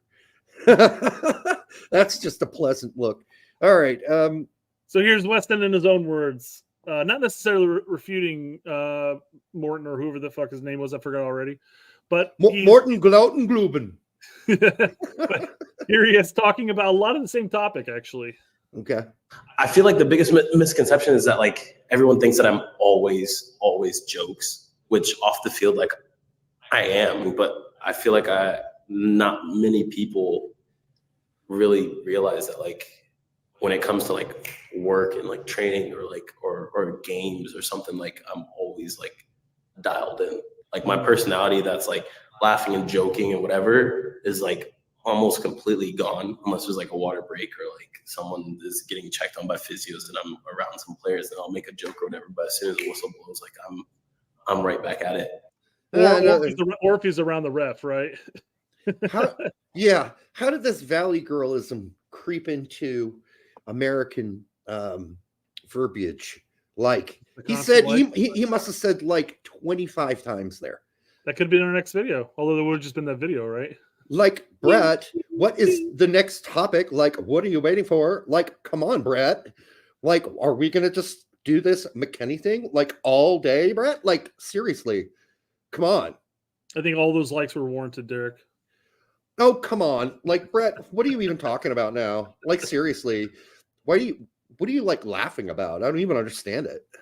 I've seen a couple of video clips of where Ream is interviewing players. Like he did that one with West, it looks like, and he had one with Scally and Gio. Yeah, no, So it is. Ream has his own podcast. He does. And guess what? He doesn't say every third word, like or bro, like bro, come on, bro. Seriously, bro, like what, bro. All right, anyhow, now I got all the likes and bras out of my system, bro. I know it's generation. If you guys talk like that out there, I'm not busting your balls necessarily because you're not being interviewed.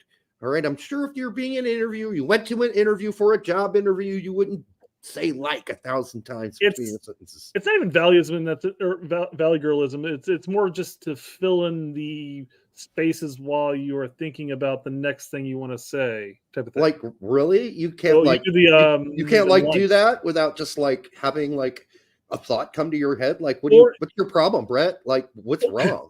Well, a lot of people now don't realize that it's okay to have a break in there somewhere. You don't have to fill every second with words. You don't.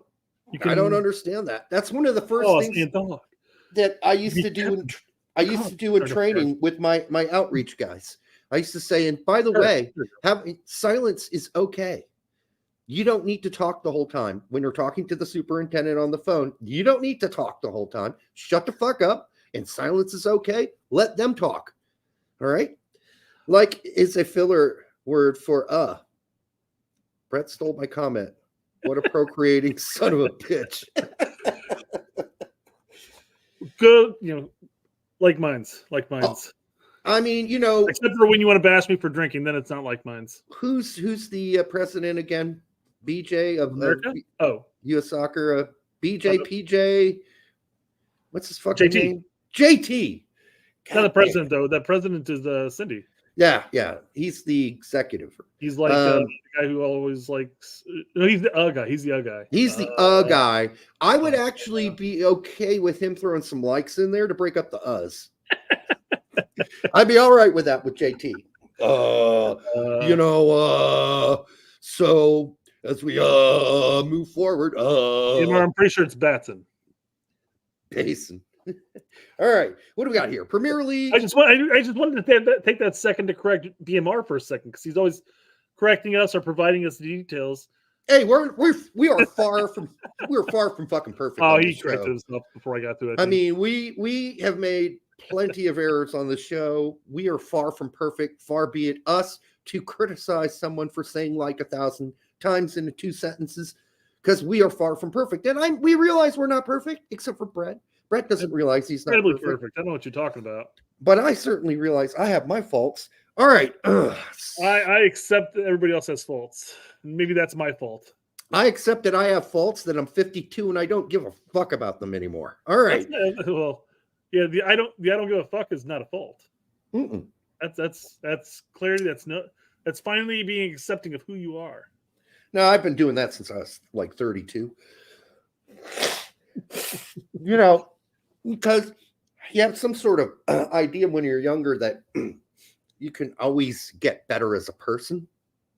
And you don't realize that, sometimes you just got to accept, the general idea that you are a good person. I started off better and remained better. So, and the more I live my life, the more I realize, God damn, I'm a pretty good person. I'm a really good guy. I don't cheat, steal.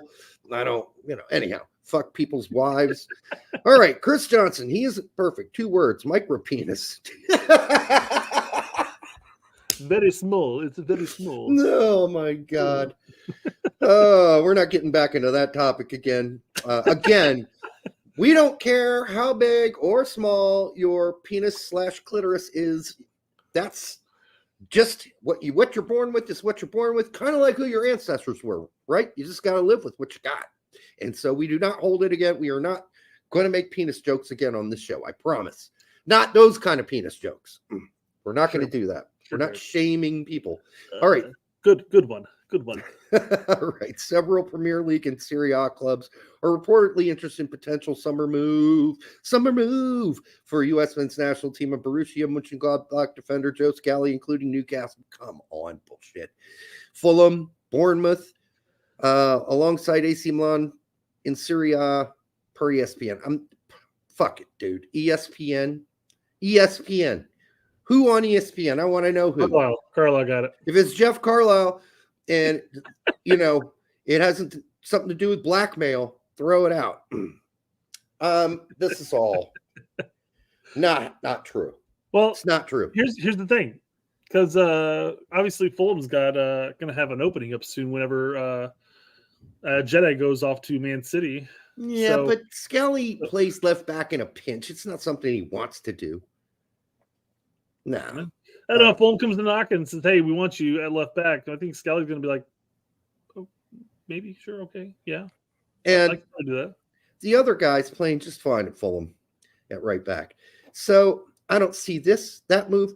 I don't see why anybody at Newcastle United is like, I'm going to drop some bucks on a guy who's having a relatively rough season for Gladbach, has spent half the season or a quarter of it at least playing right center back instead of right back, scored 1 goal, provided, I believe, 0 assists, maybe 1 assist. This is not a guy that's going to give you much going forward. He's a solid back, and he's good where he's at. And if he's smart, he will not go to the Premier League. I wouldn't leave. I'd stay at Gladbach at this point. I'm staying at Gladbach as long as I can. I'm a lifer. I'm like, what's his face at Hanover? I'm staying there my whole fucking career if I can. Cherndolo. Yeah, thank you. God damn it. If I'm pulling a Steve Cherundolo, man. I'm staying so long at Gladbach, I'm gonna become the captain of the fucking team. Mm-hmm. Reportedly interested. Enough said. Exactly. Thank you. You might as well just chuck these, just print them out, crush them up into a ball of paper, and throw that shit, especially when it ends with per ESPN. You might as well throw it out. Unless it's straight from Herc or Seb's mouth, don't trust anybody else. Not that they're not trustworthy, but a guy like the other guys on the other show, they're not rumor mongers, so you're not going to get anything from them. But you might get some rumor mongering from Jeff Carlisle, for instance. But that's about it. Especially talking about the next topic we're going to bring up here in just a second. I just want to emphasize that. To the point of staying at Gladbach. I mean, you got to look at it from his standpoint is that I've been here for a couple of years now, and I've started majority of those couple of years. They clearly like me here. They don't need to worry about upgrading my position. They're going to focus on the attack and the midfield because the defense is, at least on my side, is going to be sound. So why would I want to leave? Because if they can improve the other aspects, we might be Europa at some point, or they've been up in Champions League spots. They've played Champions League before too, so it's not like that's out of the picture. Yeah, they just got to get a couple cogs together, get things moving. Agreed. So yeah, so I wouldn't move, but who knows? You know who does have to move, right?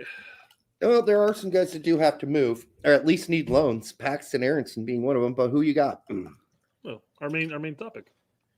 Giovanni Reyna has a verbal agreement with Marseille and Nottingham. A verbal. This is kind of a trail of breadcrumbs leading to the final today. So this was like okay. This was as of yesterday. So things have changed, of course. Nottingham is the only one I'm hearing now, and that's from Fabrizio. Sure. So he has a verbal agreement with both teams. Nottingham's optimistic about getting him, but they're still working with Dortmund. This was as of yesterday, about 1:17 p.m. Yes. And he didn't clarify whether or not it's just a loan or it's an outright purchase. And in the outright purchase, I believe he said needs to be around 15 mil. Yeah. So this should have been before. It basically just emphasizes that he initially started talking with Nottingham. Dortmund and Nottingham are working in negotiations to figure out the loan option with the buy. Okay. And then it would have been introducing Marseille and saying, hey, we want to be in this picture. Mm-hmm. And there's a lot of potential push there. Pete went into detail as far as which team's the best option. I mean, I'm not sure how much detail you're going to provide, Derek, but if you guys want to see that, go ahead, take a look at it. Yeah. there's a lot of like ifs and buts and maybes, no matter where he goes, as far as whether or not he's going to play a lot. Now, if you're a believer in Gio Reyna, you're going to say, okay, if he goes to Nottingham Forest, he'll find a way to find a place to play. But if Gibbs White is still there, he's the starting CAM there. And that kid's worth a lot of money, and he's going to play. So that means you got to find a place for him out wide, which is probably more likely at Nottingham Forest. So, and Pete was so Pete did talk about this, and he had mentioned that Newcastle is interested in signing him, not Gio, the other with Forest. Oh yeah, exactly. And Forest, Gibbs White, who are fighting that fair play rule, might offload him to get back under the threshold. Wow, that'd be really surprising if they did that. I mean, they may not have a choice. That's they may not have the choice. They may have if they can sell him off to get underneath the threshold to avoid, say, the 10-point deduction that they'd face. Because that 10-point deduction would be killer. God, how much money did Nottingham Forest spend to be worried about FFP? That's crazy. It's not like they went out goalkeepers. So. Yeah, but that was not a whole lot of money. Like, they must be making dicks worth of money from the stadium, from T-shirt sales, they must be like, nobody buys Nottingham Forest gear, or nobody buys. Maybe their tickets are too low. I don't know, but it seems to me they should be able to spend some money. But maybe I'm thinking about the Nottingham Forest of the old 80s. Like, that's when I first knew of Nottingham Forest and first started hearing about Nottingham Forest and watching the replays of their first division games. And I was a Nottingham Forest fan. Why? I don't know. I just like their name, Nottingham Forest. I was a kid. What do you know? I mean, really good excuses. Nottingham Forest is where Robin Hood's from, right? So as a kid, for me, that's a cool name for a team. And I love their logo's really badass. I'm a big fan of the color red. So it all worked for me as a kid. And, those were some magical teams back then. So I've waited now for how many years for Nottingham Forest to get back to the EPL? And it looks like their budget is just they spent so little. I'm just surprised. Then you look at a fucking team like Chelsea, who spend through the roof, and they don't even get a whiff of financial fair play. There's been some questions, obviously, and that's why they had to sell everybody. But I'm just surprised they're that close to FFP already. So here's Nottingham Forest, according to Transfer Market. Minus 53 million. Yeah. Ooh, good Lord.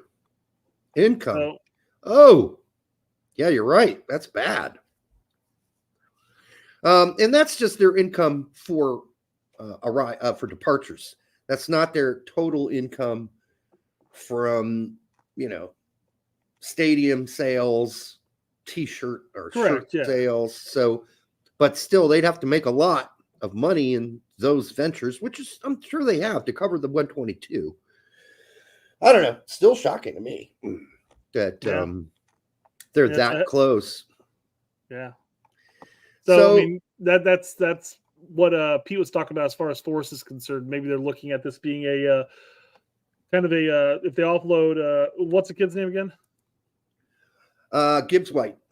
Yeah, if they offload him to stay under the threshold, they bring Gio in, they pay whatever it is, like 3/4 of his salary, and then in the summertime, then they have time to retool, and they may not even offer to buy out Gio at that point, because if they're that close to the threshold, anyways, how many players are they selling? How many players are they going to bring in to keep himself up? And somebody was talking about like a 10-point penalty if they get caught on this financial fair play thing. That's something to keep in mind, because they're not that far above the relegation zone. Means you can't lose more than 105 million over any 3-year period. So we would have to go back and just find out what the fuck's going on with them financially. I don't know how close they are. Maybe BMR knows. Like, I don't have the figures and the numbers.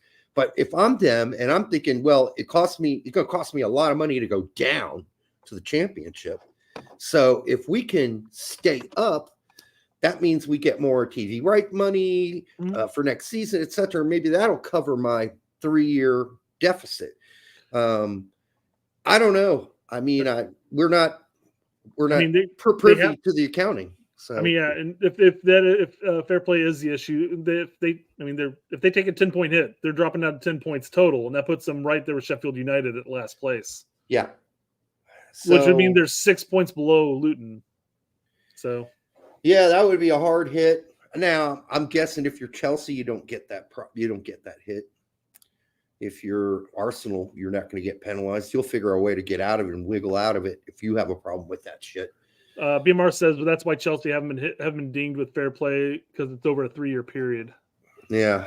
Well, all right. Well, we'll have to keep an eye on that since it looks like Nottingham Forest really is the most likely place who are willing to splash the cash.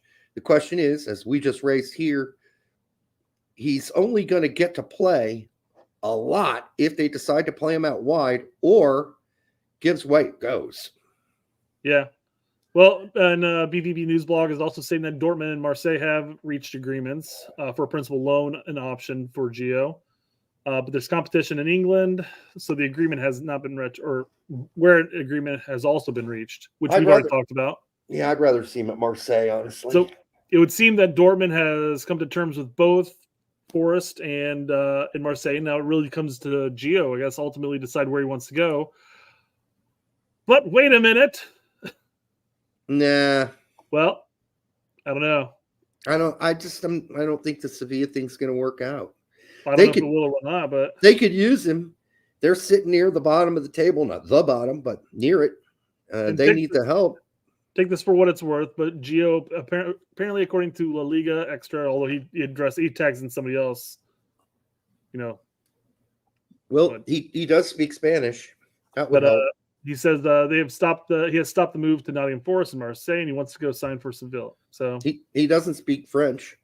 That would be. I mean, and none of the deals up until recently for American players in France have really been good, right? Montpellier and EPB, Matt Miazga, that went horribly wrong.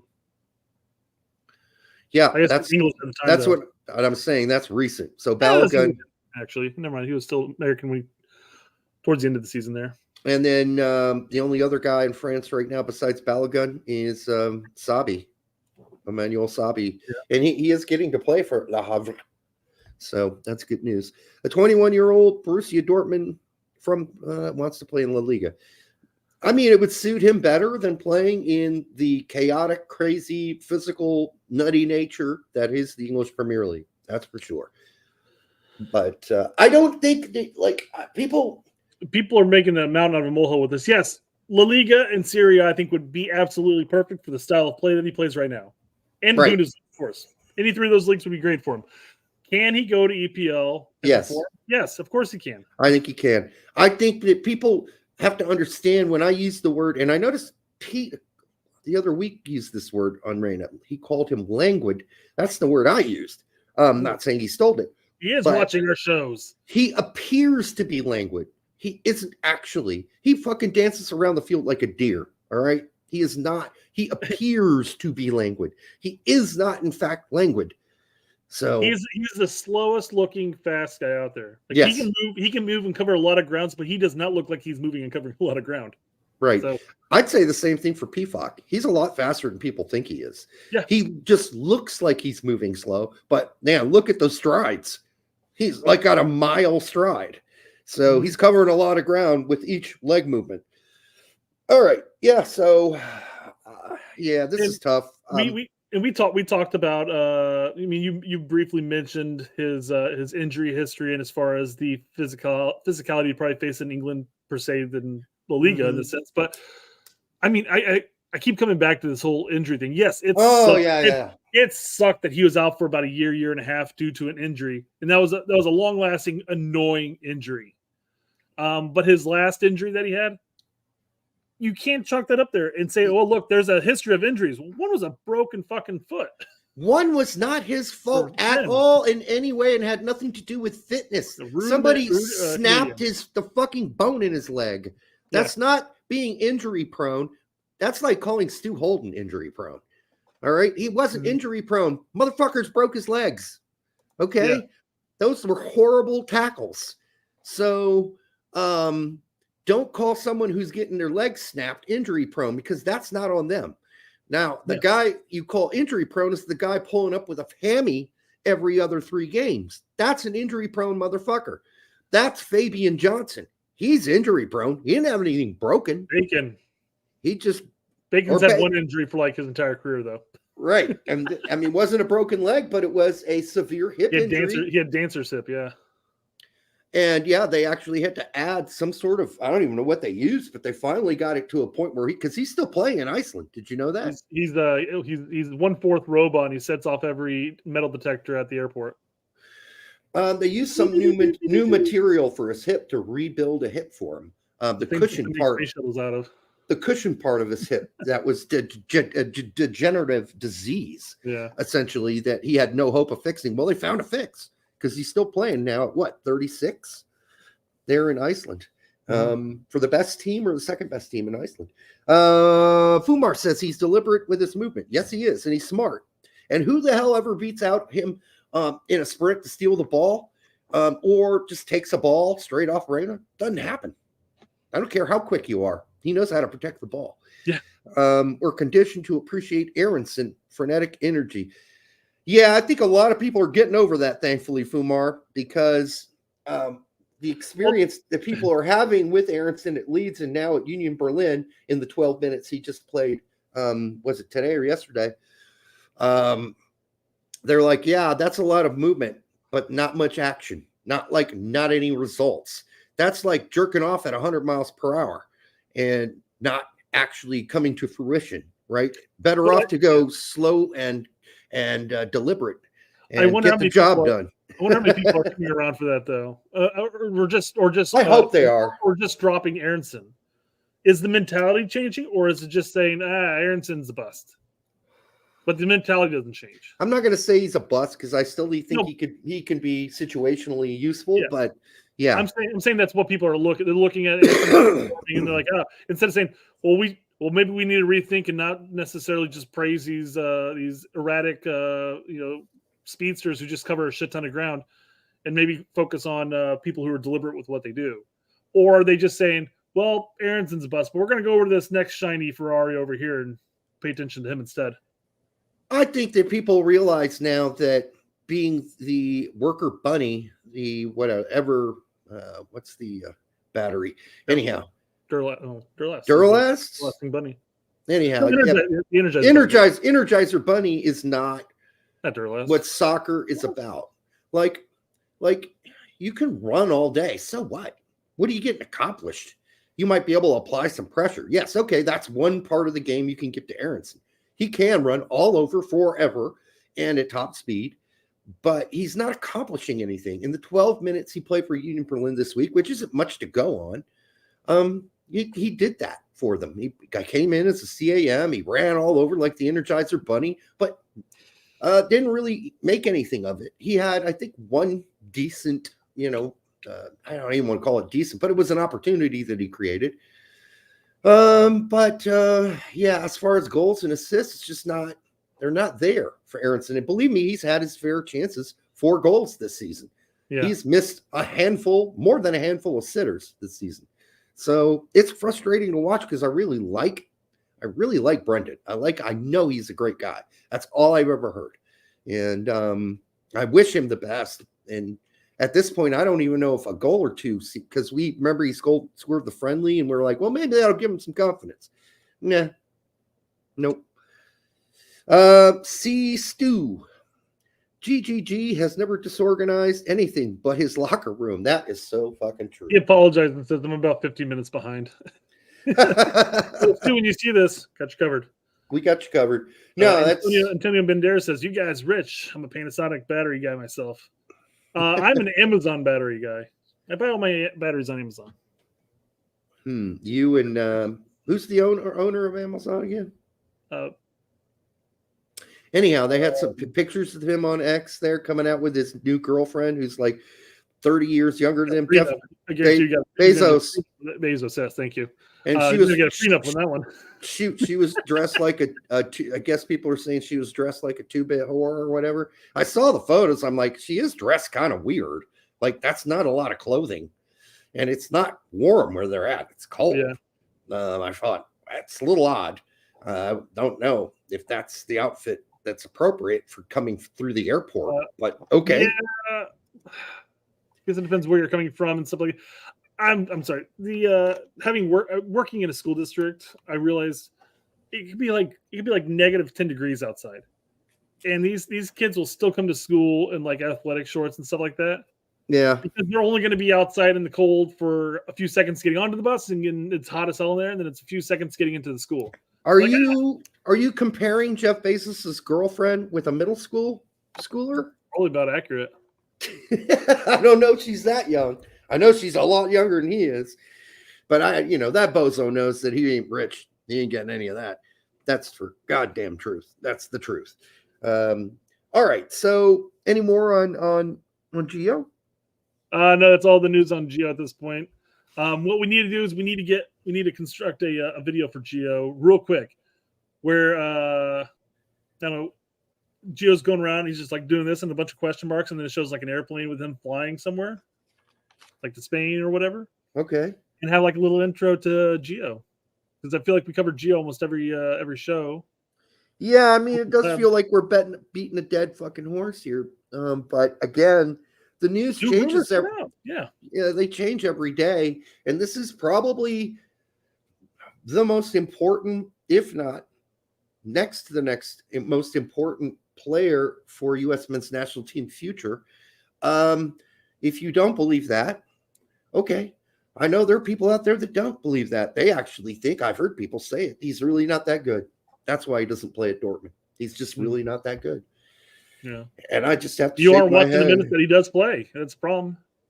If you watch the minutes he does play at Dortmund, you're seeing that he's one, he never gets dispossessed.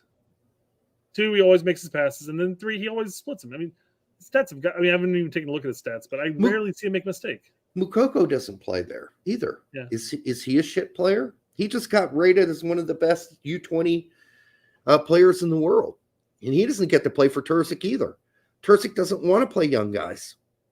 I mean, that's unfortunate. Changing the water. You know, it's the same thing I guess Leipzig did and everything. You know, they went from Leipzig ball to non-Leipzig ball, and then they went back. They're like, no, we're not doing that anymore. Yeah. Well, they may have learned a thing or two along the way about Leipzig ball. It does work for a while, but now that we've seen RB ball being played at Salzburg and at Leipzig and New York Red Bulls, after a while, teams figure out how to beat that. And so you just play lob a lot of balls over the high line and have your wingers and your center forwards go chase it down. And that works. So don't bother trying to beat the press because it will eventually bite you in the ass, and Brendan Aronson will score on you, as which happened against Arsenal or Chelsea. Chelsea, yeah, I was going to say. But after you figure that out and you realize how fucking high of a line they're playing, man, you just chip it over that high line and let them go chase the ball. Chris Gary says, mother finds out her son's bride is her long-lost daughter. Mother finds out her son's bride is her long-lost daughter on their wedding day after spotting birthmark on her hand, but marriage goes ahead because the groom has been adopted. Whoa! Well, okay, so the groom is adopted. It's completely fine. What are we making a big deal? Technically speaking, the groom is married into the family.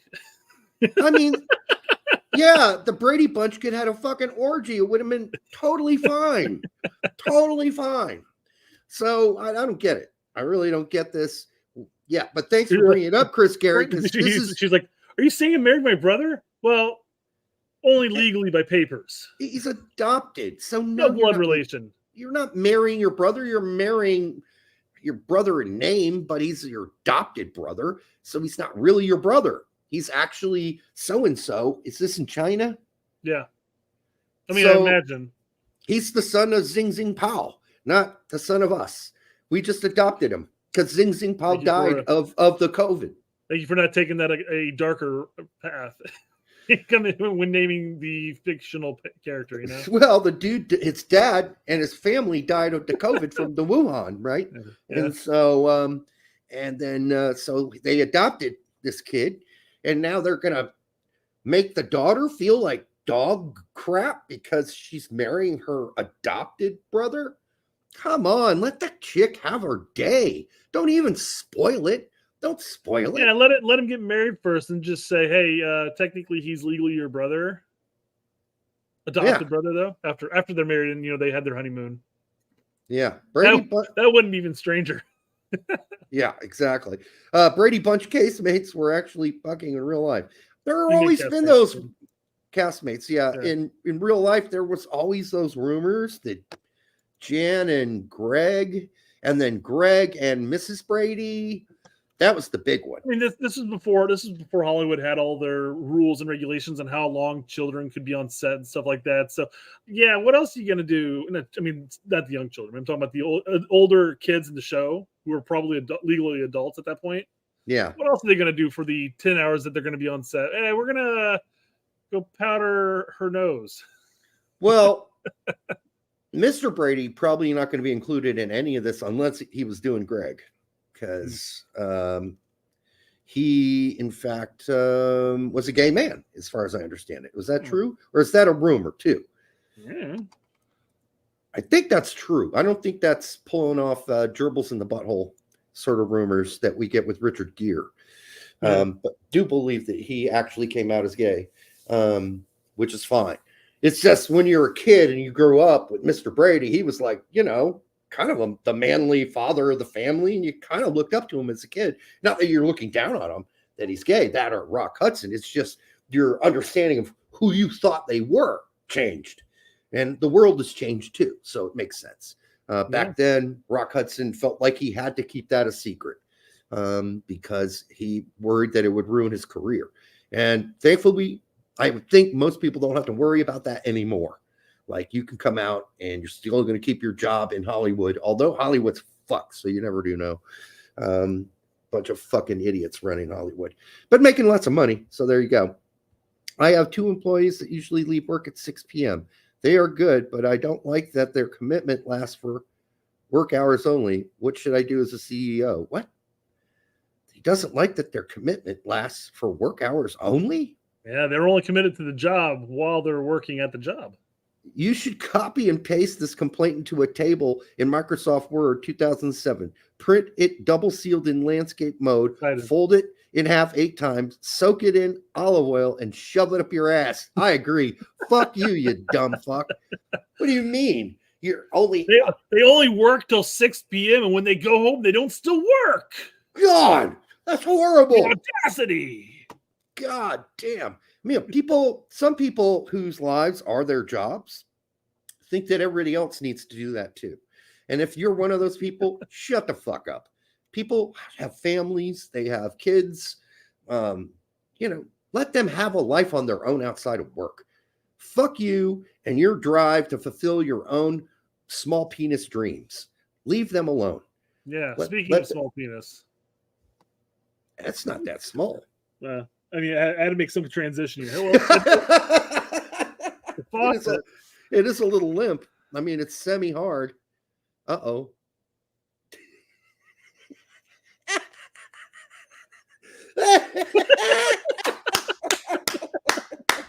That's really how that comes on? Well, it worked. Comes on. That is fucking great, man.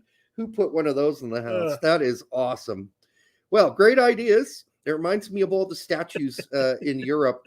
All the statues in Europe of men nude all have the water coming out of the penis. And you just don't see that enough in the United States. Not that that's a necessity that we need. But if you're going to have a statue of like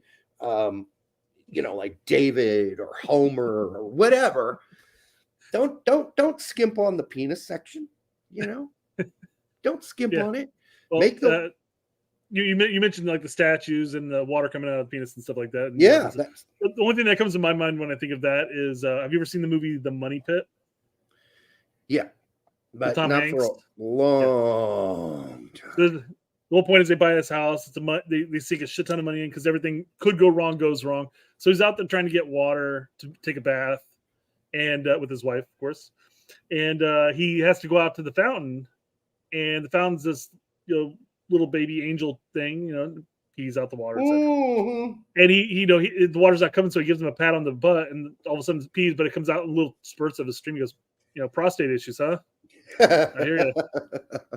Yeah, in Europe you'll find all those little angel statues in the what are they? What are those called? It's a pool, right? Fountain, a fountain, right? And I'd say 80% of those wouldn't be allowed in the United States. I mean, 80% of the ones in Europe would be like, no, man, you can't have like a 4-year-old angel boy nude peeing in your fountain.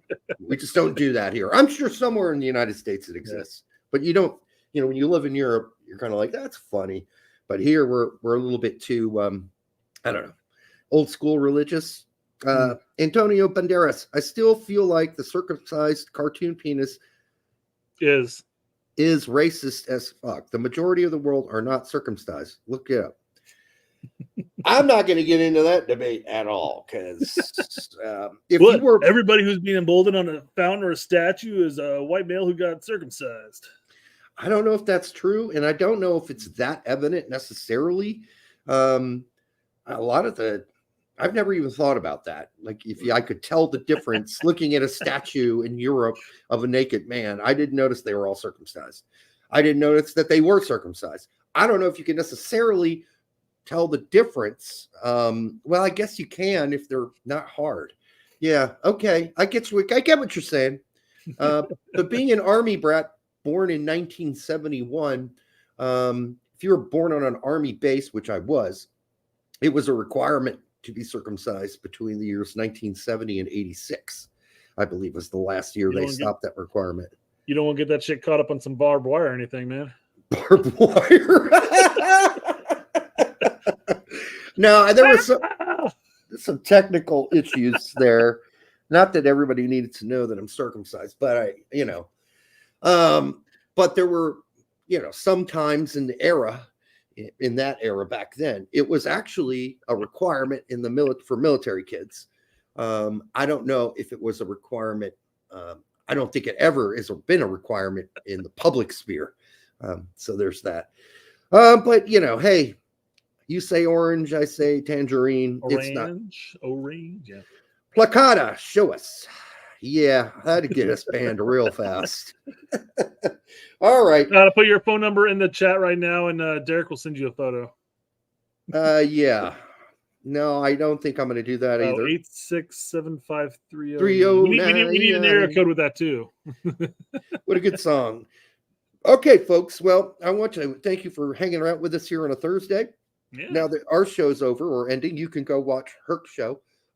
Just you're going to have to watch it on replay, right? Yeah. But thanks for coming out. Make sure you like, subscribe, share with your grandma. And listen, your adopted brother is not your real brother. So we need to just get over that. And I don't even know why they made her feel bad on her wedding day about something like that. It looked like she was really distraught in the photo. We need not do that in those kind of circumstances. Also want to say, if you want to continue to sort of quietly super chat Pete about getting advice about stepsister incest, do that. Just don't mention it's us yet, because we just need a few more clips of him having to read super chats. It goes by over time. I want to see his reaction. Like, why do I keep getting these? That's what I want to see. Why do these motherfuckers keep asking me questions about whether something's incest or not? Jesus Christ. All right. Until the next time on the Straight Red Cart, make sure you watch Boogie Nights, exceptional movie. And don't worry about your adopted brother. Yeah, if you're attracted to him, go fuck him. Okay, we'll see you on Monday. Have a good weekend.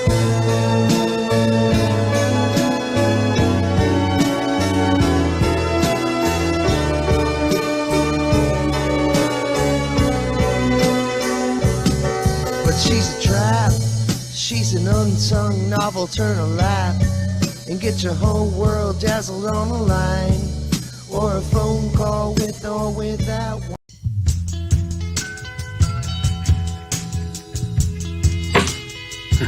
That hurt. Then what is this thing? Gio should never play for U.S. men's national team again because of the action of his parents. Because